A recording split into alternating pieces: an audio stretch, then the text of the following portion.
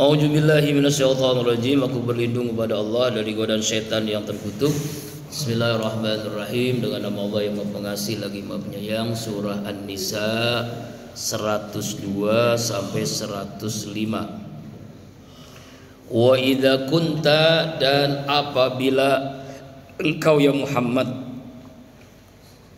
ya bihim, di tengah-tengah para sahabat, tengah mereka, faqamta, lalu engkau ingin mendirikan ya lahum, bersama para sahabat, as-salata, salat, faltakum, maka berdirilah, ta'ifatun, segolongan, minhum, dari sahabat, dari mereka, maka bersamamu, wal yakhuju, dan hendaklah membawa aslihatahum, senjata-senjata mereka. Faija sajadu, apabila sujud, mereka sujud, falyakunu mi waraikum, maka segolongan yang lain di belakang mereka ya enggak sujud, jadi gantian sujudnya. Wal ta'ti ta'ifatun ukhra, dan hendaklah datang segolongan yang lain, lam yusallu, yang belum sholat, fal yusallu, maka sholat, maka bersamamu, wal yakhuju, dan membawa hijrahum, ya hati-hatian, kewaspadaan mereka, wasliyatahum, dan senjata mereka. Nah, sampai situ dulu. Ini tentang tata cara sholatul khauf, sholat dalam perang. Ya, jadi ternyata Islam ini komplit, Pak. Ya, misalnya nih kalau zaman sekarang Palestina, ya kan, sholatnya itu enggak seperti kita, Pak. Jadi ada tata caranya, sholat khauf namanya, sholat dalam perang. Ya, ini diajarkan Allah langsung bagaimana cara sholat khauf. Asbabun nuzulnya berawal dari Abu Hurairah menjelaskan suatu saat para sahabat mendirikan sholat zuhur bersama Rasulullah di Aspan. Saat bersamaan kaum musyrikin, ya waktu itu di bawah pimpinan Khalid bin Walid. Waktu itu Khalid bin Walid masih kafir, belum masuk Islam, menyerbu tiba-tiba dari arah kiblat. Lalu orang-orang kafir musyrikin berkata, mereka dalam keadaan lengah karena mereka sholat, itu kan, lagi sholat zuhur. Sebentar lagi waktu datang waktu asar, ya mereka lebih cinta daripada nenek moyang mereka.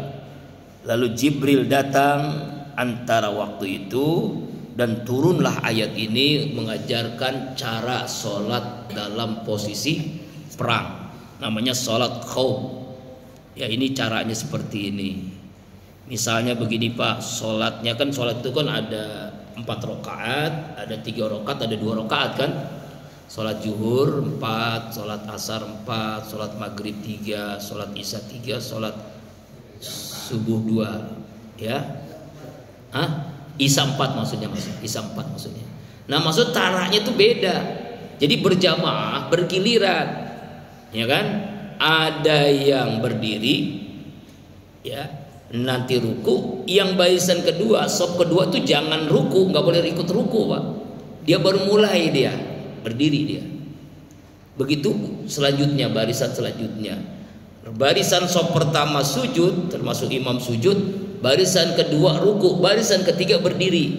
Jadi ada yang sujud, ada yang ruku, ada yang berdiri. Jadi nggak boleh semuanya sujud. Bayangkan musuh nyerang, mati semua, ya kan ya. Tapi dengan posisi pegang senjata. Pegang senjata, Pak. Kalau zaman dulu kalau pedang, kalau Indonesia lawan Belanda runcing. Kalau sekarang senjata, nah, senjata tuh TNI kan. Jadi ada posisi jamaah rob pertama sujud, sop kedua ruku, sop ketiga berdiri. Giliran begitu sampai terakhir. Jadi jangan sampai lengah, ya, waspada, karena kejahatan itu bukan hanya karena niat, tapi karena kesempatan. Maksud bukan begitu, Pak? Karena musuh itu menyerang dari berbagai posisi, makanya harus mengikuti komando imam. Tapi komando imam pun yang lain barisan kedua, ketiga dan seterusnya itu jangan ikut sop yang pertama. Jadi ada yang sujud, ada yang ruku, ada yang berdiri. Kayaknya kan berantakan banget ya. Tapi enggak Pak, ini karena posisinya beda. Kalau kita sih damai, enggak. Jadi nggak boleh kita melaksanakan sholat khauf ketika damai, nggak boleh. Ketika perang dah, yang Palestina tuh, itu begitu posisinya. Jangan lengah begitu. Ya. Jadi sholat ini dalam keadaan perang. Artinya adalah dalam kondisi apapun kita wajib sholat. Jadi tidak ada dispensasi. Ini mah perang, nggak usah sholat. Enggak, tetap wajib sholat. Tapi caranya yang berbeda. Yaitu ya, ini luar biasa agama Islam ini, agama yang komplit, sumuliyah, agama yang komplit. Bahkan dijelasin orang sakit wajib sholat, tapi caranya berbeda, ya kan ya. Kalau nggak sanggup berdiri kan boleh duduk, nggak sanggup duduk boleh berbaring, nggak sanggup berbaring ya dengan isyarat mata, isyarat tangan, isyarat hati. Misalnya dia sudah koma di ruang ICU, hanya tinggal hitungan hari gitu kan, ada bunyi-bunyi kan kalau di ruang itu kan. Nah itu tetap wajib sholat Pak. Jadi nggak ada kewajiban sholat itu berubah begitu. Kenapa? As-sholatu imaduddin. Paman aqomaha faqad aqomaddi, wa man tarakaha faqad hadamaddi. Sholat itu tiang agama. Yang mendirikan sholat berarti mendirikan agama secara keseluruhan. Meninggalkan sholat meruntuhkan agama. Hadis yang kedua ini mengulang aja. Awwalu ma yuhasabu as-shalah. Yang pertama kali dihisab adalah sholat. Apabila sholatnya diterima, puasa, zakat, infak, sedekah, wakaf, amal jariah, haji, umroh, zikir diterima oleh Allah. Tapi ketika sholatnya ditolak, seluruh amal kita ditolak. Makanya pentingnya kita jangan tinggalkan sholat ya. Sholat yang terbaik itu syaratnya 4. Syaratnya apa Pak? 4. Pertama, awal waktu, jangan ditunda ya. Jangan ditunda. Azan berkumandang itu panggilan Allah lewat suara muazin. Allah ngundang kita. Kalau kita cuek dengan undangan Allah, Allah pun akan cuek dengan doa-doa kita. Yang kedua, syarat ibadah terbaik berjamaah. Jangan sampai sholatnya di rumah. Kenapa? Karena Rasulullah itu melakukan itu. Kalau kita contoh Rasulullah itu kan, shollu kama ra'aitumuni sholli, sholatlah sebagaimana ku sholat. Rasulullah itu punya anak, punya istri, tapi selalu berjamaah di masjid. Yang ketiga, berjamaah di masjid atau di musola ya. Awal waktu berjamaah masjid. Syarat yang keempat, ini yang berat nih, khusyuk. Sholatnya khusyuk ya, pikirannya, hatinya, gerakannya dan sebagainya itu khusyuk, bacaannya. Ini jadi kalau kita melaksanakan 4 persyaratan ini dalam sholat, berarti sholatnya terbaik. Kalau sholatnya terbaik, Allah kasih rezeki terbaik, rumah tangga terbaik, kesehatan terbaik, ilmu terbaik, kehidupan terbaik, wafat terbaik, masuk surga terbaik. Apa itu? Alladzina yarisunal firdaus hum fiha khalidun. Itu hamba Allah yang berhak mendapatkan surga firdaus. Pengen Pak? Yuk lakukan ibadah yang terbaik ya, terbaik insya Allah.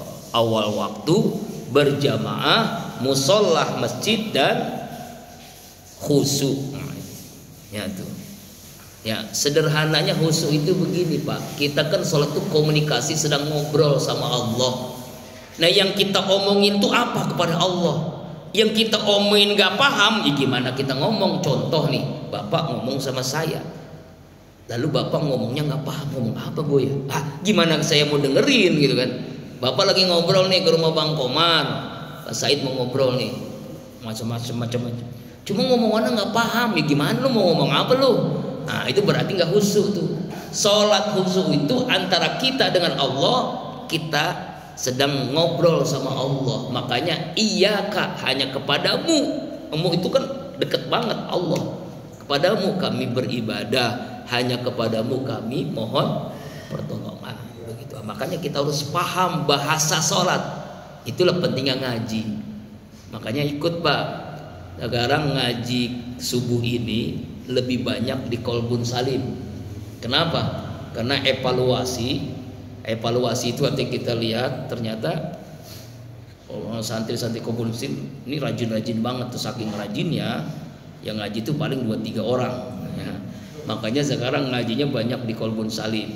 Senin subuh di Kolbun Salim kalau Bapak mau ikut. Itu tafsir juz amma. Selasa di Masjid Nurul Jihad. Yang Rabu juga di Kolbun Salim. Kamis juga di Kolbun Salim, yaitu Kamis ketiga dan keempat. Kamis ke-1 ke-2 di Gandaria. Kamis ketiga keempat di Kolbun Salim. Jadi 3 malam ini, 3 subuh ini di Kolbun Salim. Senin, Rabu dan Kamis. Jadi kalau mau Bapak ikut silakan. Cuma saya nggak nyiapin makan, kecuali Bapak bawa makanan sendiri. Ya, ini dibilang dari sekarang nih. Jadi jangan ngarepin habis ngaji di Kolbun Salim dapat nasi uduk. Saya berat juga begitu Pak. Kecuali Bapak infaknya gede, Bapak ngasih makanan kita alhamdulillah. Kecuali kalau minuman insya Allah ada. Kalau minuman kopi-kopi mah ada. Ya, jadi 3 malam nih Pak. Kalau Bapak ikut silakan. Ini buat umum, siapapun boleh ikut. Bapak-bapak, ibu-ibu juga boleh ikut. Di Kolbun Salim Senin, Rabu dan Kamis. Kamisnya Kamis kedua dan ketiga. Karena Kamis pertama kedua saya sudah dikontrak di Gandaria. Ya. Ketiga dan keempat. Jadi 3 malam tuh. Dan itu insya Allah bukan hanya ngaji tafsir, tapi insya Allah kalau Allah berikan kesehatan umur panjang, sejak jam 3 saya sudah di situ nongol. Ngapain? Dari tahajud insya Allah. Jadi sholat tahajud bersama santri atau Bapak mau ikut Senin, Rabu dan Kamis ya Pak ya. Nah, kalau enggak nanti saya jemput. Nah ahadnya insya Allah besok zikir ya. Kalau ahad itu biasa sebulan sekali zikir. Zikir dari jam 3 sampai jam 8. Zikir muhasabah. Penceramahnya Ustadz Sarifuddin dan Ustadz Abdul Aziz. Insya Allah hadir ya Pak semua ya. Tuh, ahadnya, Seninnya mulai ngaji tafsir. Jadi ahadnya zikir akbar, Seninnya tafsir juz amma dari Al-Fatihah, Al-Ikhlas, Al-Falaq, An-Nas sampai amma yatasaalun. Setelah nanti selesai tafsir juz amma, tafsir 7 surah. 7 surah yang kita baca, Yasin, Ar-Rahman, Waqiah, Al-Muluk dan seterusnya itu kan. Nanti hari Rabu melanjutkan yang di At-Taubah. At-Taubah kan kemarin surah apa? An-Naml, surah semut, surah tentang Nabi Sulaiman. Hari Rabunya lanjut ayatnya. Ya, kalau hari Selasa biasa di Nurul Jihad. Ya, kemudian hari Kamis itu ya nanti kita lihat ya bisa surah Yasin, tafsir surah Yasin insyaallah ya. 7 surah itu insyaallah. Jadi kalau hari Senin tafsir juz amma, hari Kamis tafsir 7 surah ya, Yasin, Ar-Rahman, Waqiah dan sebagainya. Itu. Jadi 3 malam 3 subuh di Kolbun Salim. Ya, silakan Bapak mau ikut ya, ini untuk umum. Baik santri, apalagi kalau santri mau wajib kudu. Iya, kalau nggak ngaji ya diusir aja jadi santri, diusir. Abinya ustadznya jauh-jauh dari rumah ya, hidupin motor dulu. Masa santri nggak ikut ngaji? Namanya terlalu. Kalau di sini mungkin masih toleran ya karena jauh gitu kan. Tapi kalau di Kolbun Salim nggak mungkin lah ya. Nah itu Pak ya, jadi ini sebagai informasi mulai Senin besok ya. Senin besok kita akan ngajinya jadi 3 hari di Kolbun Salim itu untuk umum ya. Sama ngaji begini juga, sama ngaji tafsir juga. Cuma bedanya konsumsinya tergantung jamaah. Kalau jamaahnya bawa ya makan, kalau nggak ada ya nggak ada. Yang namanya Kolbun Salim kan kita kan dari umat untuk umat. Seperti zikir itu kan dari umat untuk umat Pak. Kalau ada yang ngasih ya makan, kalau nggak ada yang ngasih ya paling minum doang lah. Kalau minum insya Allah ada. Kopi-kopi mah kita siapin insya Allah supaya berkah ya. Nah kita lanjutin ayat tentang cara sholat khauf, namanya sholat dalam posisi peperangan seperti itu Pak. Waddal ladzina kafaru la takfuna an asliyatukum wa amtiatikum fayamiluna alaikum mailatan wahida. Berharaplah orang-orang kafir nih ketika dalam, nah orang-orang kafir ini Pak nggak tahu nih ternyata Allah sudah memberitahukan cara sholat perang. Orang kafir nggak tahu nih, makanya ketika dia lengah, ketika kata orang kafir lengah ya, itu kan kita bisa nyerang, kita bisa ambil senjatanya kan lagi sholat ya kan ya, orang kafir nih maka kita serang tuh, kita serang, kita ambil senjatanya, kita matiin orang yang kita ambil hartanya, kata orang kafir itu. Ya kan, alaikum mailata wahidah, kalian dengan serangan yang sekaligus, katanya, serangan sekaligus. Ya itulah cara orang kafir waktu itu. Tapi ternyata setelah ada tata cara sholat khauf, umat Islam, para sahabat tidak lengah. Artinya ketika dia nyerang, sop yang kedua udah siap dengan senjatanya. Ya, ketika sop kedua sedang ruku, sop ketiga udah siap untuk senjatanya. Jadi begitu, Pak. Jadi ganti-gantian begitu. Ya, imamnya sujud, kemudian sop pertama sujud, sop kedua ruku, sop ketiga berdiri. Begitu kita lanjut. Jadi ganti-gantian. Sop pertama berdiri, sop yang kedua ruku, sujud. Dan pokoknya begitu, ada ganti-gantian. Jadi ada yang siap-siap. Jadi walaupun sholat tetap siap, bacaannya tetap bacaan sholat biasa, tapi senjatanya di tangan. Makanya ada orang sholatnya begini, ada kan ya? Ini karena megang senjata. Kalau sekarang mah nggak megang senjata, apa jangan begini. Ini mau sakit perut. Kan ada orang ya, udah Allahu Akbar begini. Ada yang sakit. Udah begini, begitu. Sakit perut kali ya. Itu memang ada sahabat, ada yang begitu. Nabi juga pernah, karena lagi megang senjata, lagi mau perang. Tapi kalau lagi posisi damai emang enggak. Imam Syafi'i mengajarkan nih, tangannya nyerah itu nih, posisi tangan di atas ini pundak, ini jempol dekat dengan ini. Nah posisinya Allah. Kemudian di atas apa? Di atas pusar, di bawah dada. Nah jangan, tapi ada juga di bawah pusar.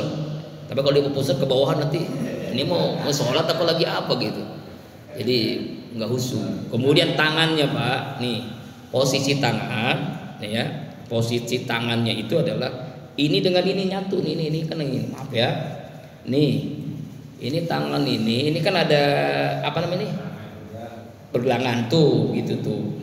Jadi antara ini dengan ini ketemu tuh, ya ketemu, bukan begini tuh, ketemu, ya kan, ketemu ya. Ketemu, maksudnya ketemu ininya nih, ketemu ini. Boleh begini, boleh juga, tapi begini bagus. Ya, pergelangannya ketemu ya, pergelangannya. Ini di bawah, ini di atas, ini di bawah, gitu ya. Gitu caranya, itu caranya. Jadi kan ada yang begini, ada begini ya. Ada yang begini, yang pas, ada yang begini, ada yang megangin barangnya. Nah, yang begini tuh dulu tuh ada karena lagi perang. Tapi kalau posisi damai ya nggak begitu.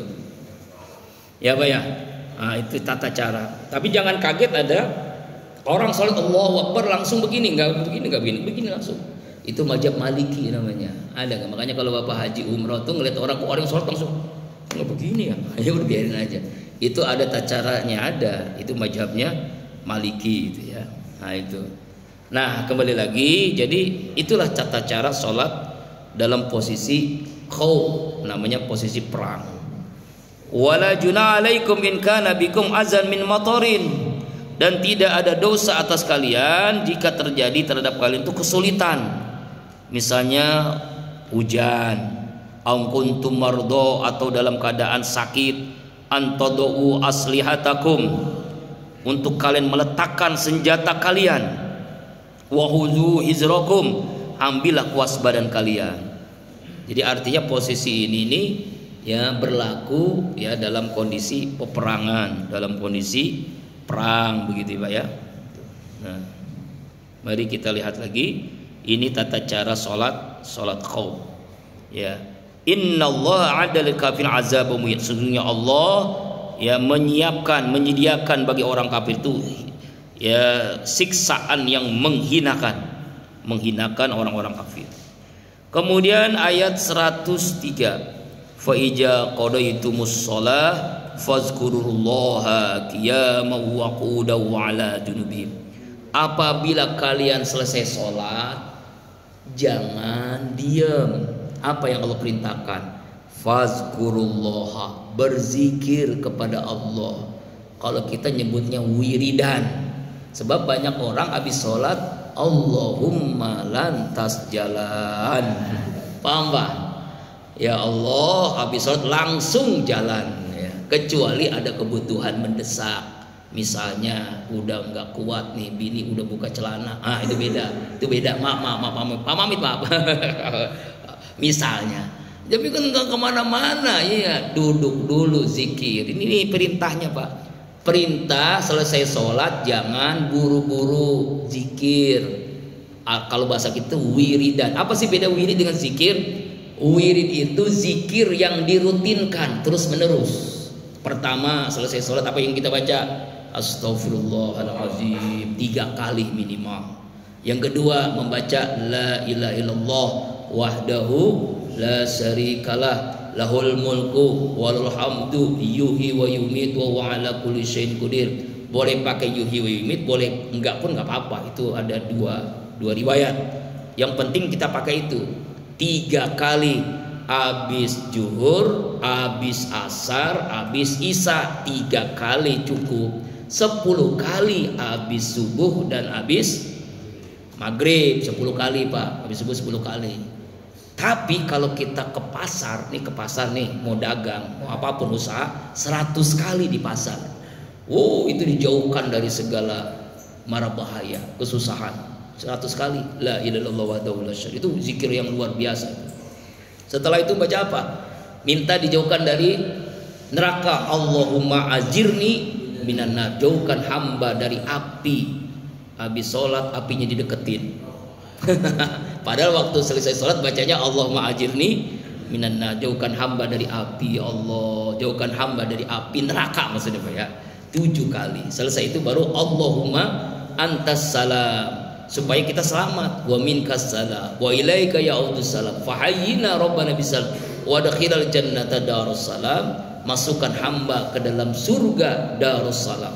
Tabaraka rabbana jalali wal ikram. Terus baca apa lagi?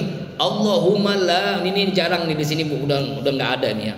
Allahumma la mani'a lima ataita wala mu'tiya lima manata wala rada lima qadaita wala yanfa'ul jaddu minkal jadd. Itu kita minta tuh dijauhkan dari orang yang jahat, yang zalim.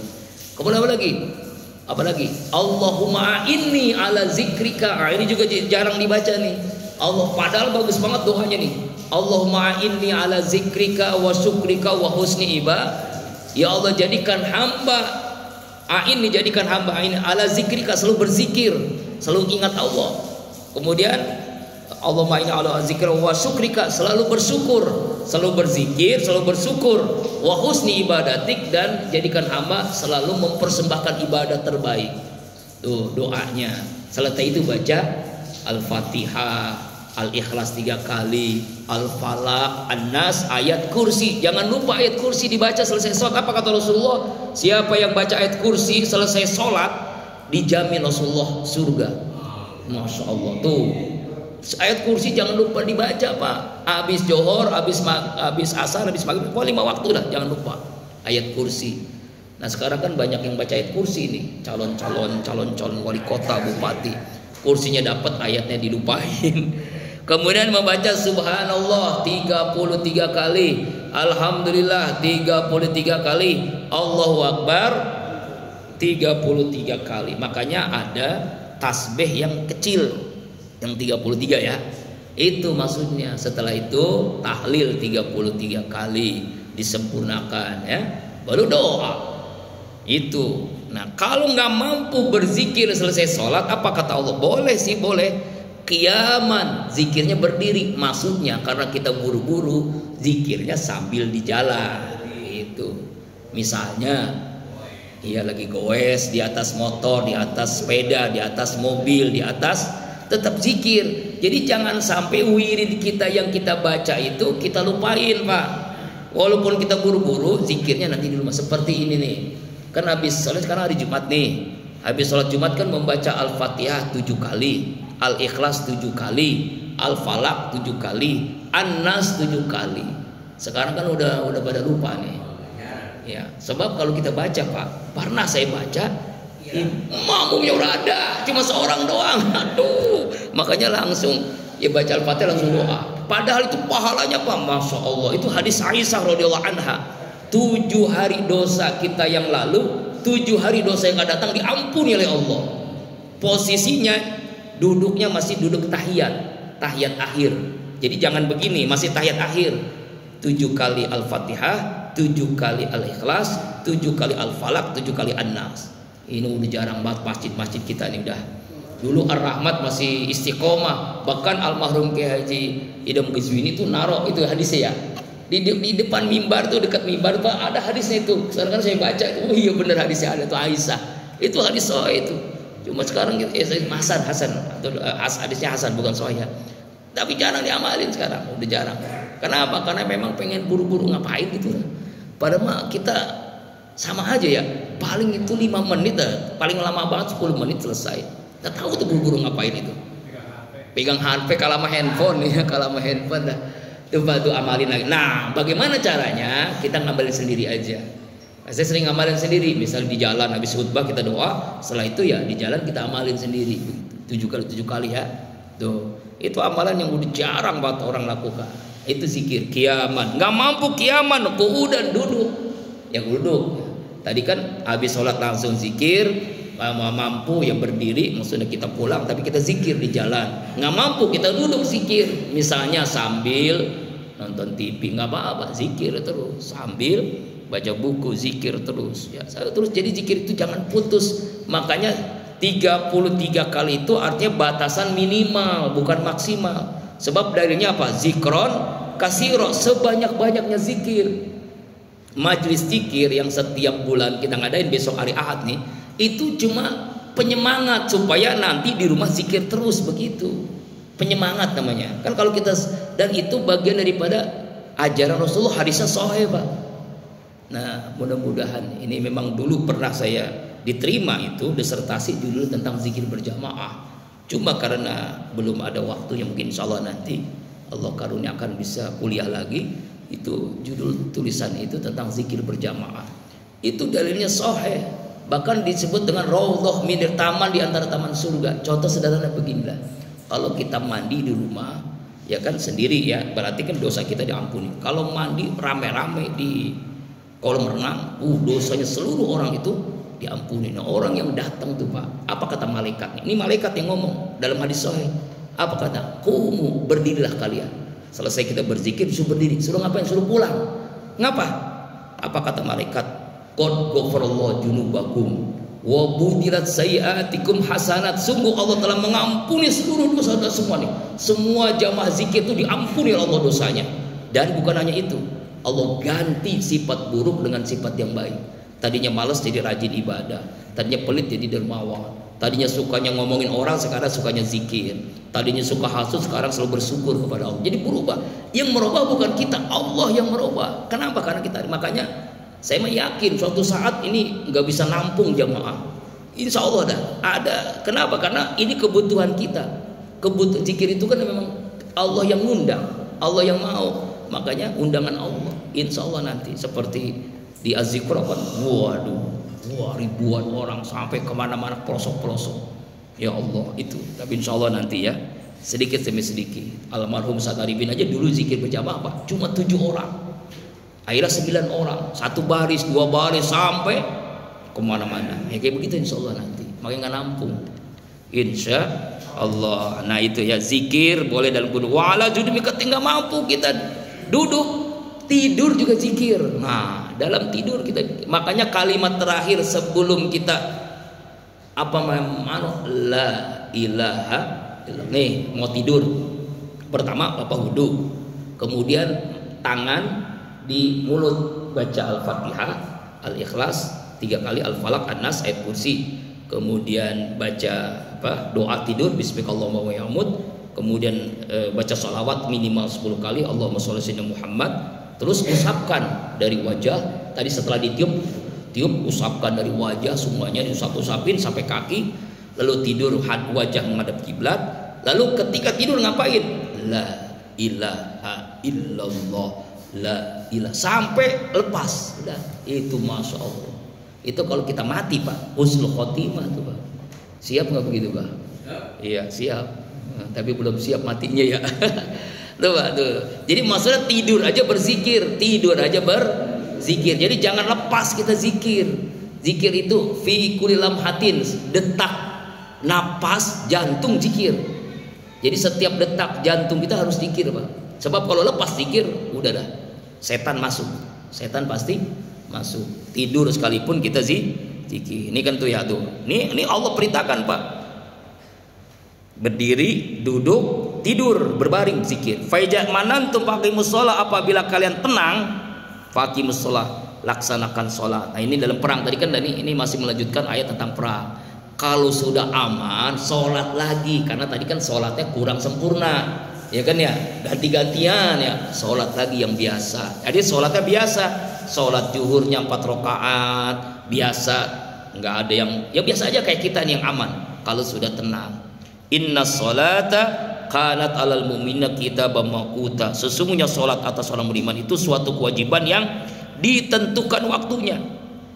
Jadi sholat itu sudah ditentukan waktunya, jangan sembarangan, Pak.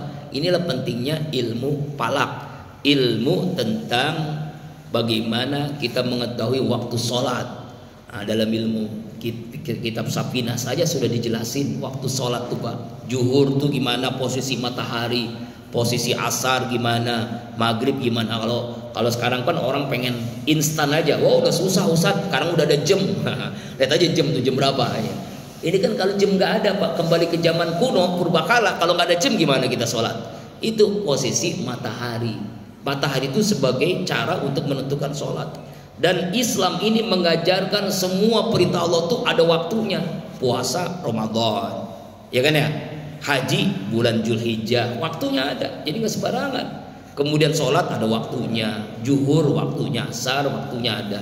Jadi sholat itu ada sudah ditentukan oleh kita, mauquta, kewajiban yang sudah ditentukan. Jadi jangan ngarang-ngarang sendiri sholat.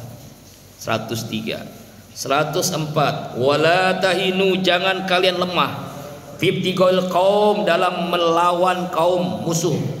Jadi jangan kita lemah kalau perang, Pak. Kalau jihad itu jangan lemah, harus kuat jihad. Apalagi orang-orang yang zalim. Nah, orang yang zalim itu harus kuat kita. Ya, ini sekarang kan ada orang-orang zalim. Ada namanya apa ya? Orang preman berkedok agama. Sekarang banyak preman berkedok agama. Ustaz, kiai, mungkin dia hebat ilmu agamanya, tapi merubah-rubah hukum begitu kan. Ini yang lama lah, yang lagi rame kan. Ini gara-gara datang si ikan paus ya. Nah, ini katanya ajan maghrib dia main. Ya aduh, ada aja. Aduh. Ya, sampai imam besar masih Istiqlal cium tangan. Aduh ya Allah. Cium tangan sama dia, cium tangan sama ke Habib tuh para kiai. Cium tangan sama si paus, ada aja. Ya Allah ya Rabbana. Ya aneh ya, masa cium tangan kepada orang ya kafir, ada aja. Aduh ya Allah ya Rabbana.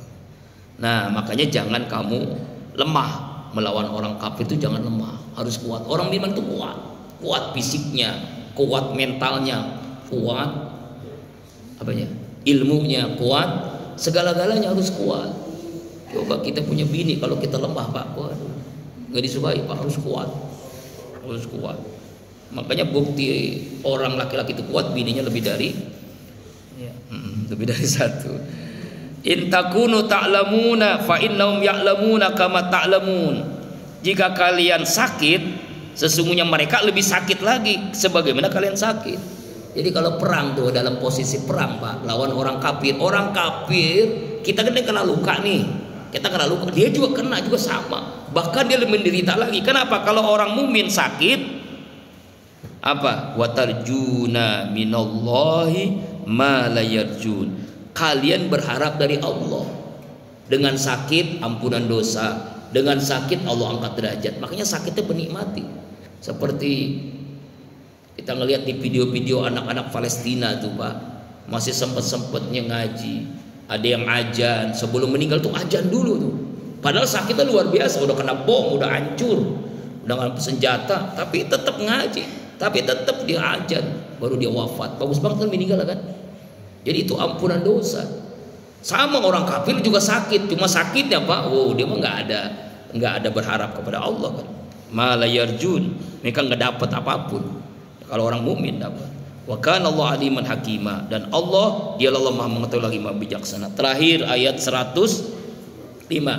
Inna anzalna ilaikal kitab, sungguhnya kami telah menurunkan kepadamu ya Allah, kepadamu Muhammad Rasulullah SAW, Alkitab, akan kitab. Apa kitab ini? Al-Quran. Bil haqqi, dengan hak, dengan benar. Litahkuma bainan nas, untuk menghukumi, mengadil di antara manusia. Bima araqallah, dengan apa yang Allah ajarkan kepadamu ya Muhammad. Jadi dengan Al-Quran kita bisa membedakan ini halal, ini haram, ini boleh, ini enggak boleh, ini wajib, ini sunnah, ini mubah, ini makruh dengan Al-Quran.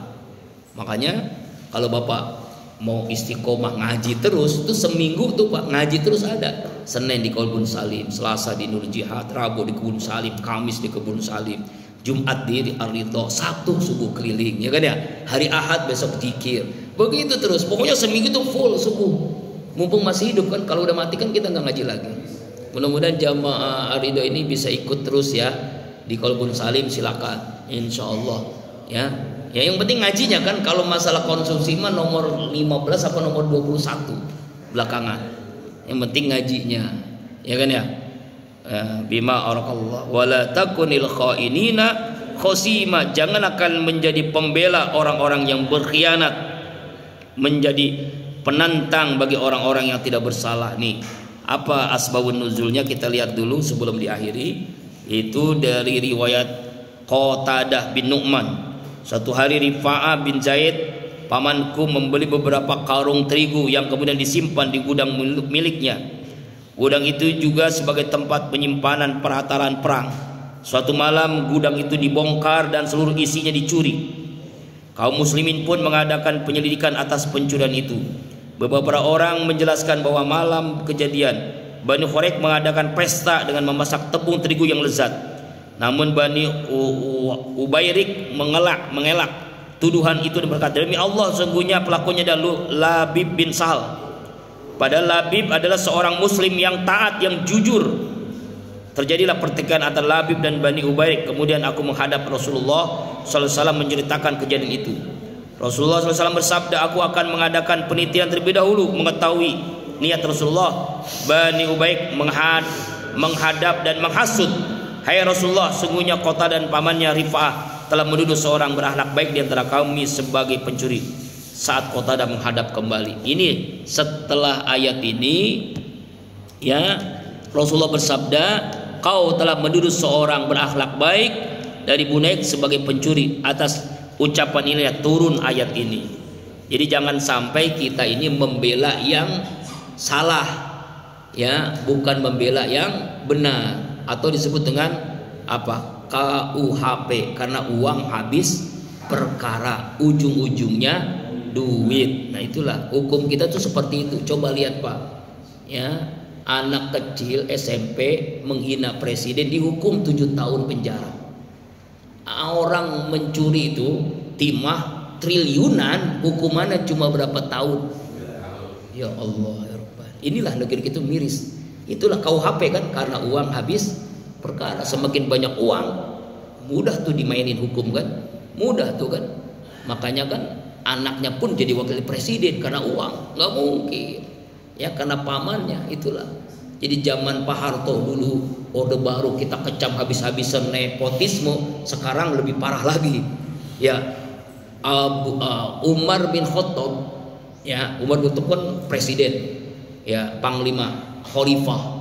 Lalu rakyatnya ngomong, nanti kalau lengser tolong Pak Umar, anak Umar jadiin sebagai pengganti. Apa jawaban Umar? Hanya satu Umar saja yang bisa memerintah. Anak saya gak boleh jadi apapun. Tuh gak boleh. Anaknya gak boleh, dilarang keras untuk menggantikan dia sebagai khalifah, sebagai presiden. Kalau kita di negeri Konoha ya, bukannya dilarang, malah diperintahkan. Tapi anehnya pun kita pun milih juga gitu. Rasakan saja nanti 5 tahun apa yang terjadi. Wallahu a'lam bishawab. Jangan lupa ya, besok